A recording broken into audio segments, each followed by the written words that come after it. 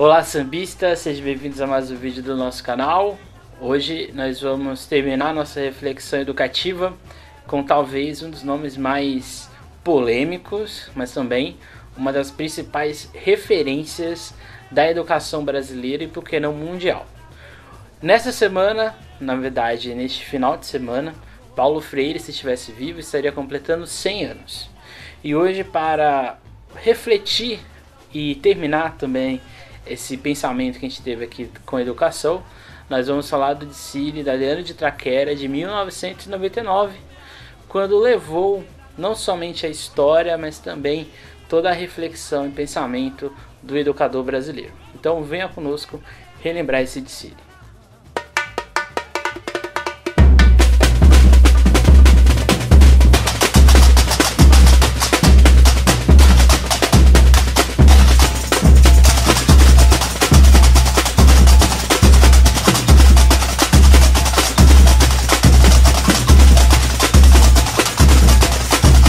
Bem, a Leandro de Itaquera, ela nasce em 1982, na região da Zona Leste, no bairro de Itaquera. Como a gente já viu em alguns vídeos aqui do nosso canal, sobre a cidade de São Paulo, o samba paulistano ele foi saindo da região central e foi ficando mais forte nas suas periferias. E na Zona Leste não foi diferente. A primeira grande escola da Zona Leste foi exatamente a Nenê de Vila Matilde de 49. Então, alguns anos, muitos anos depois, a gente vai ter numa região, num bairro muito importante da cidade, com quase 4 milhões de pessoas, a construção de uma escola de samba forte, organizada, num pedido, num desejo da filha do presidente Leandro, a Karen, que queria uma escola. E o pai foi ali e deu essa agremiação de presente. A Leandro de Itaquera ela tem um crescimento muito rápido, porque já em 1989 ela já estava no grupo especial e não foi uma estreia qualquer, foi exatamente com Babalotim, um dos principais sambas da Leandro. E assim a gente chega no carnaval de 99. 10 anos depois, a Leandro, que já vinha de bons carnavais, ela vinha apostando num enredo educacional, numa proposta diferente, num enredo que teve, acima de tudo, um diálogo com o movimento Paulo Freire, movimento esse na PUC São Paulo, em que essa ideia, junto com a escola e com o então carnavalesco, por enredo de 99, Marco Aurélio Rufim, decidiu-se então levar a homenagem a Paulo Freire. Mas antes de a gente falar do Dicílio e de quem é Paulo Freire, vamos ouvir o samba, esse samba belíssimo cantado pela inesquecível Eliana de Lima. Brasileira, acorda Brasil, acorda meu Brasil, meu Brasil, desperta pra felicidade. Eu quero amor, eu quero amar em liberdade. Acorda Brasil, acorda meu Brasil, meu Brasil, desperta pra felicidade. Eu quero amor, eu quero amar em liberdade. Mas hoje a Leandro tão bonita faz o seu papel, pede licença e mostra a realidade nua e crua. No quadro negro a nossa luta continua. A minha escola dá um salto pro futuro e vem pra guerra de caneta na mão. Vermelho e branco pede educação, sem preconceito e discriminação. Divina luz inspirou, cantamos numa só voz e Paulo Freire está presente em nós. Divina luz inspirou, cantamos numa só voz e Paulo Freire está presente em nós. Moço, não abro mão do meu direito, eu também tenho meu conceito. No universo da criação, mentes são dotadas de virtudes e poder para abrir as portas para florescer. O mundo onde a magia forma os ideais e o saber não se difere por camadas sociais. É hora de reflexão e consciência em cada coração. Um clarão reluz, mudança, salve a juventude. Criança, a fé que incendeia, futuro feliz, nação brasileira. Um clarão reluz, mudança, salve a juventude. Criança,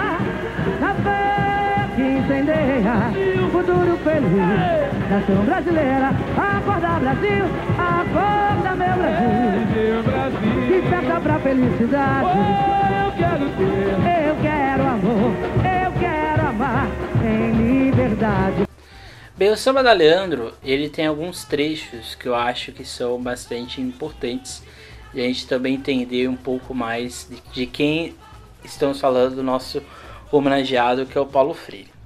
Tem uma parte ali que também tem o meu conceito: mentes são lutadas de virtudes e poder, basta abrir as portas e vir a florescer. E o outro trecho, onde a magia forma ideais, a gente está falando aqui do que é, o Paulo Freire. O Paulo Freire, ele é pernambucano, formado em Direito, mas que decidiu ser professor de português. O Paulo Freire, ele tinha dentro da sua criação, junto com a sua mãe, uma grande...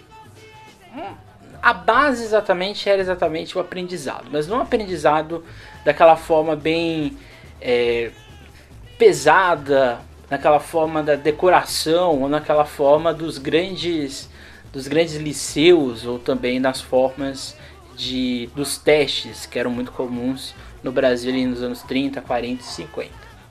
O que Paulo Freire vai revolucionar dentro da questão educacional é exatamente essa ideia de que a mente é dotada de virtude e poder.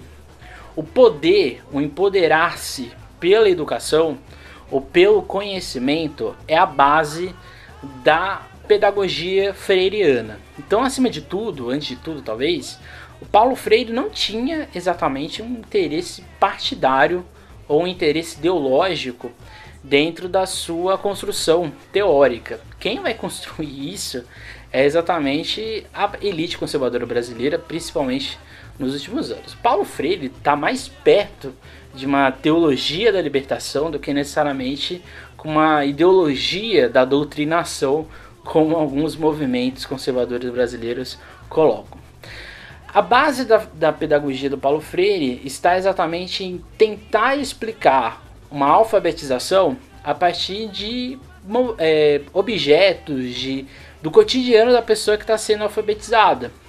Então, por exemplo, o trabalho que ele vai ter em Angincos, no Rio Grande do Norte, vai exatamente por esse direcionamento, que é exatamente a partir do, por exemplo, um pedreiro que está ali convivendo com tijolo. O Paulo Freire vai lá, tá, te, ti, to, tu, e assim vai formando a palavra tijolo, e assim como cimento, assim como tinta, e assim por diante. A pedagogia do Paulo Freire também está dentro de uma lógica de educação libertadora e de uma transformação pelo saber. Esses dois pontos é o que vai formar toda essa base teórica.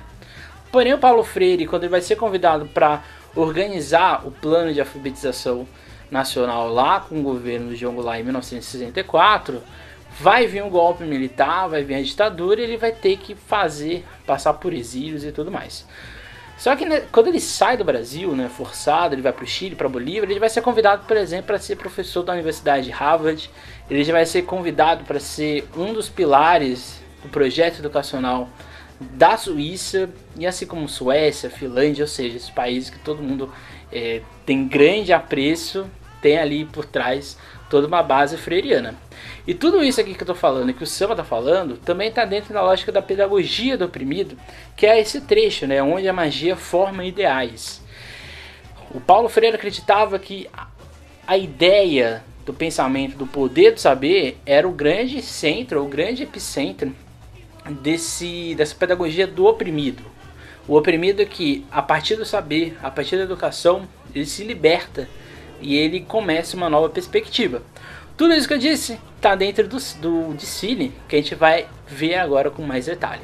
O desfile da Leandro tinha como grande objetivo do enredo mostrar a relevância do projeto e teoria freiriana, que se encontrava em descaso dentro do projeto educacional brasileiro, em que nessa perspectiva resta-nos uma certa indignação pela falta de reconhecimento da importância que suas obras e sua existência tiveram para um país como o Brasil.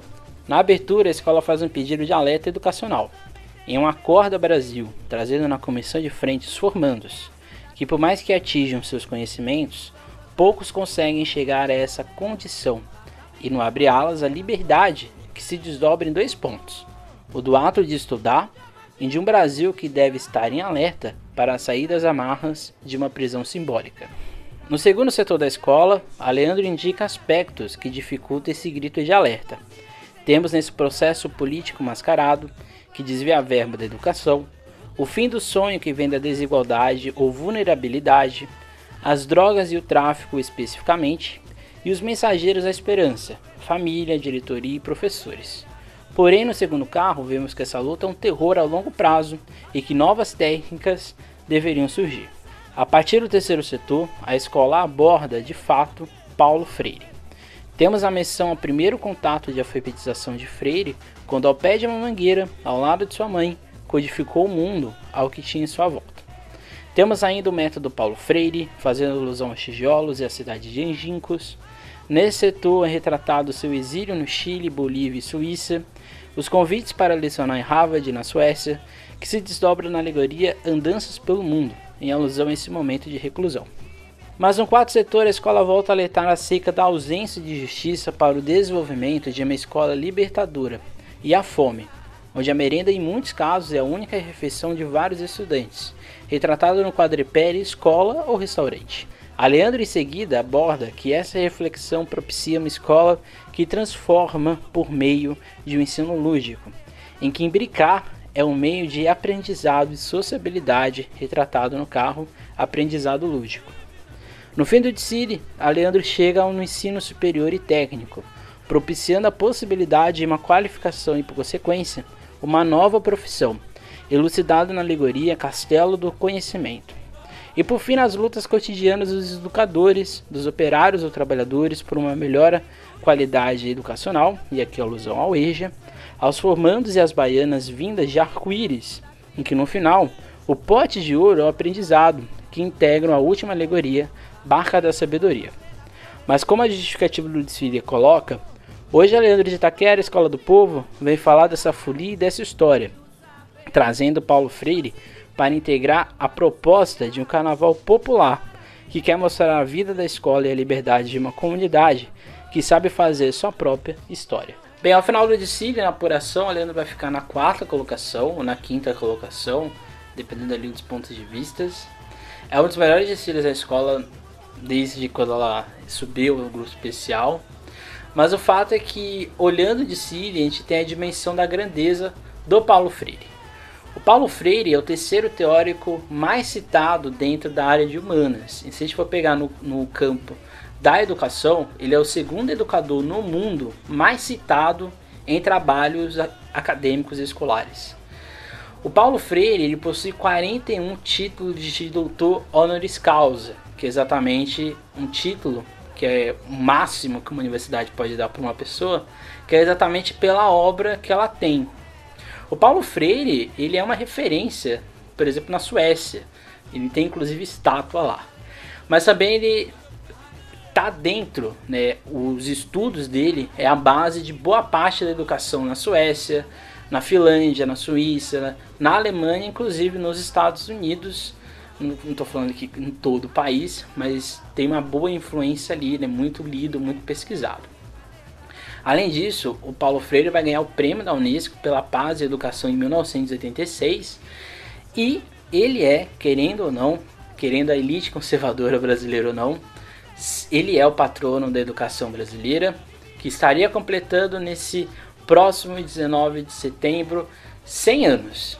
Então aqui a gente encerra essa nossa reflexão educativa para lembrar que o pensamento freiriano é acima de tudo um pensamento que valoriza a educação, que valoriza todos os mecanismos do saber. É uma libertação no sentido de que o professor e o aluno constroem a educação. Independente do pensamento do professor, independente do pensamento do aluno, a educação é construída de diálogo. Claramente, nem tudo vai ser em concordância, mas a educação não é para ter concordância. A educação é um diálogo de construção. E é exatamente isso que o Paulo Freire defendia desde o início até o fim da sua vida. Então esse foi o nosso episódio de hoje, e fica aí os parabéns a todo esse pensamento do maior intelectual brasileiro da história, junto ali com Abdias do Nascimento, com Milton Santos, Lélia Gonzalez, entre outros. Então fica aqui um convite para ver os outros vídeos, para curtir o nosso canal, para curtir as nossas redes sociais. Então não deixe de curtir os sambistas nessas diversas possibilidades digitais existentes. Se você gostou desse vídeo, compartilhe, curta ele. Se você não seguiu ainda o nosso canal, siga também. E é isso, gente. Até mais, até uma próxima. Nunca esqueça, nunca deixem de sambar. E se você precisa tomar a segunda dose, tome a segunda dose de vacina. E se você tem algum idoso na sua casa e na sua cidade já ocorra a dose de reforço, não esqueça de levá-lo para imunização. Quanto mais próximo de uma realidade normal, ou uma normalidade aceitável estivermos, melhor será o nosso futuro. E é isso, então até mais e tchau.